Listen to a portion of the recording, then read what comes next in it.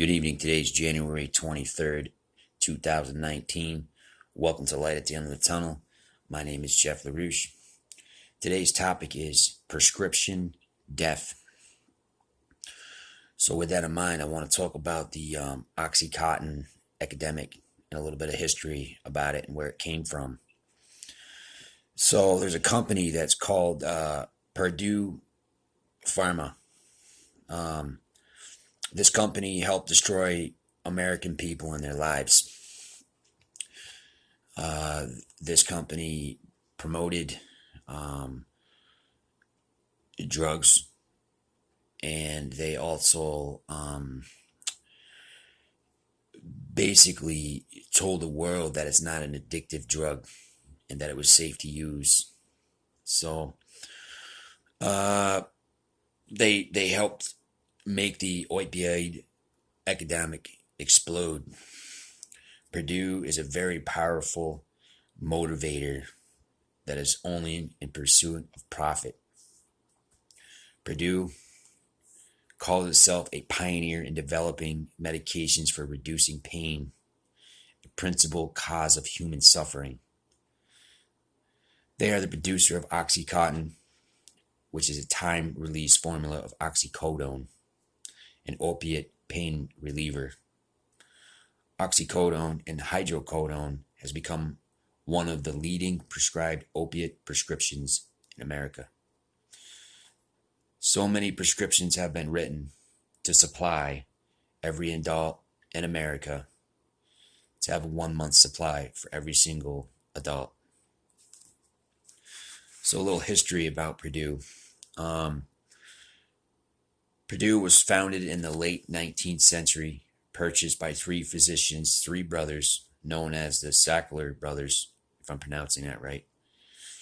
One of the brothers, Arthur, died in 1987, was inducted into the Medical Advertising Hall of Fame for helping promote the first $100 million drug known as Valium. In 1996, this company introduced a time-released opiate painkiller known as Oxycontin. They told the world and promoted as having a low risk of addiction. This company had a bonus system to give incentives for pharmaceutical representatives to increase sales. These bonuses exceeded their normal annual salaries. Early to mid-1990s, physicians received funding from drug firms, such as this company here. These physicians argued that medical professions were undertreating pain and lobbied the pain be recognized as a fifth vital sign.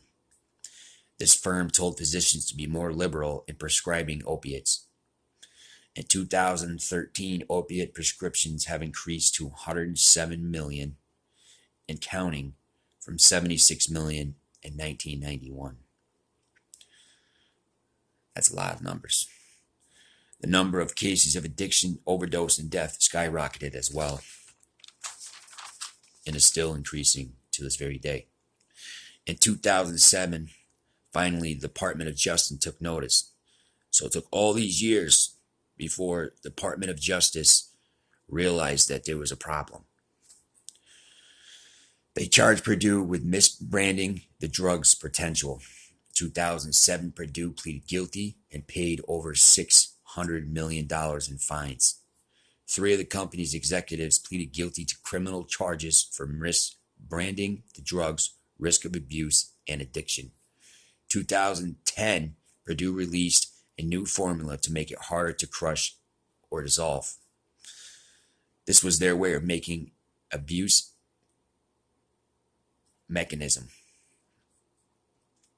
The original formula was withdrawn from sale in 2010. In 2013, the patent was set to expire, so the FDA refused to approve genetic versions of the original formula. Purdue is now being sued in order to unseal records that they knew how addicting their drug was and that they intentionally downplayed it. So while Obama was in office, it was estimated that nearly 2 million Americans are addicted to prescription painkillers. Also, drug overdose is the leading cause of accidental death, surpassing motor vehicle accidents. Admissions to addiction treatment programs have gone through the roof. Prescription opiates will kill more Americans every year than illegal ones. 4 out of 5 new heroin addicts started using and misusing prescription pain meds. 94% of heroin addicts switched to heroin from painkillers because it was cheaper and easier to obtain. Legal opiate prescribed by physicians is far more dangerous than illicit ones. So we need to recognize that to successfully prosecute the war on drugs, we must give full attention to all states, all pharmaceutical companies, hospitals, and physicians. People need to go to jail for life for being greedy and killing our fellow man, woman, and child. There's a lot of companies out there, not just this particular company, that are making drugs for the public, promoting them, downplaying what the effects are, and they're making tons and tons of money. Pharmaceutical companies and firms, that's all it is, about money. When you own a business, you're in business to make money. But when you're greedy, you're going to promote whatever you're trying to sell to the public, saying it's not bad for you. And now we have a serious epidemic in America that's killing tons and tons of people. Now, as an addict, I went to a doctor 9 years ago, not knowing what I was getting myself into. Never did a drug in my life until I was in my 30s. Was on prescription meds. I went to the doctor, and he says, here you go, no problem, here's a prescription for you. Not telling me really what the side effects are. He didn't tell me that, if I misused my prescription meds, it would lead to heroin addiction. Heroin is another form of opiate. But heroin and pills will kill you. He didn't tell me that. He just said, here, take these on such and such time. So within a week, like I said, I was already an addict, not knowing I was an addict.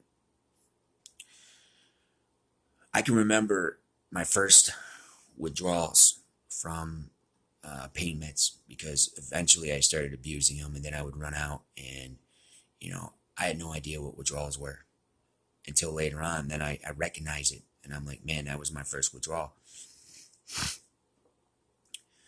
But I still had to have opiates. I still had to have more. And it's so easy to go to a doctor and be like, listen, this is my problem, or go to a hospital and be like, oh, I've got a I stubbed my toe, so I need 10 Percocet or Vicodin.